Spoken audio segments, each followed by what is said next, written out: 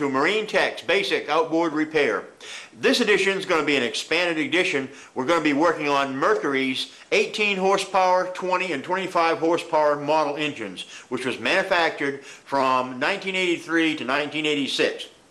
This particular model right here is going to be the 25 horsepower XD model. They made this particular engine in the 18 horsepower XD and the 25 horsepower XD. Now, what we're going to do, like I said, this is going to be an expanded version of our Marine Tech's basic outboard repair videos. Usually we break down the videos and we go through certain items like, carburation, fuel systems, electronics. What we're going to do for you in this mode right here is we're going to take you all the way from the top all the way to the bottom of the engine. We're going to show you the basic fundamentals of the electronics. We're going to show you about the fuel system, which will include taking the carburetor off, cleaning and rebuilding the carburetor and fuel pump.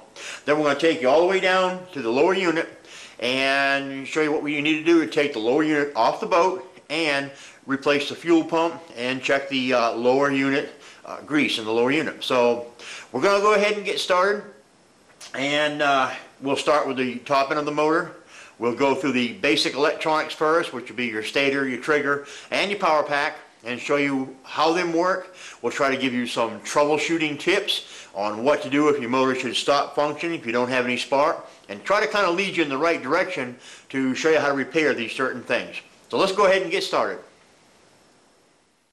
Okay, to make our job a lot more easier and simpler, the one thing we're going to have to do first to easily access our electronics and our carburetor is remove our pull crank assembly. Okay, there's 3 bolts that hold this on. It's very easy to do, and that's going to allow us to access our carburetor screws in linkages a lot easier, and also it's going to allow us to get our bolt off our flywheels when we take our flywheel off. So let's go ahead and get started and do that. Like I said, there's only 3 bolts on there. It won't take us much time to do it.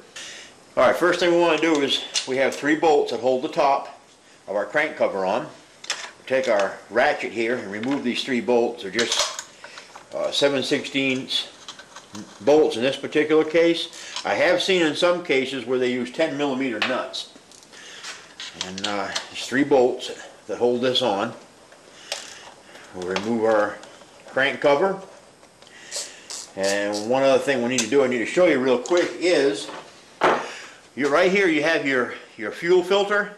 Now all this does, some engines it bolts the engines, all this does here is it just pops into a little rubber grommet here, and all you need to do is just kind of twist it and give it a pull. Well, that's not going to come off that easy, so I'm going to take a screwdriver, just put a screwdriver here underneath it and pop it out of the socket just like so. Alright, and as you can see, all that has is just got a little ball on there, is all there is right there, and just fits up into a little socket. Alright, we got that done. What we'll do now is we'll pull our crank cover off. Alright, set this aside out of the way. There's 4 basic components in most motors that control your electronics and control the timing and the firing of your engine. First thing you have to have are the components underneath the flywheel. What these components do under here is they, number one, they charge the switch box or they charge the power pack. That's what we call the charging coil. And it basically works like a stator. On some engines, the stator and the charging coil are built into one unit. On this particular unit here, as you'll see in a few moments, they're separate and they're individual. Alright, now like I said, the charging coil does exactly what it says. It charges and puts power to the power pack, which in turn fires and tells the proper timing and tells the coils when to fire. Now, we have to have a device under here that actually times the engine. In this case, a 2-cylinder, in some cases 4, 3, 4, 5, 6-cylinder engines. Your timer base is another critical component in here that also controls the function, the electronics and the function of your engine. What the timer base actually does is it tells the power pack when to fire each coil for each cylinder. It's like the distributor in your car.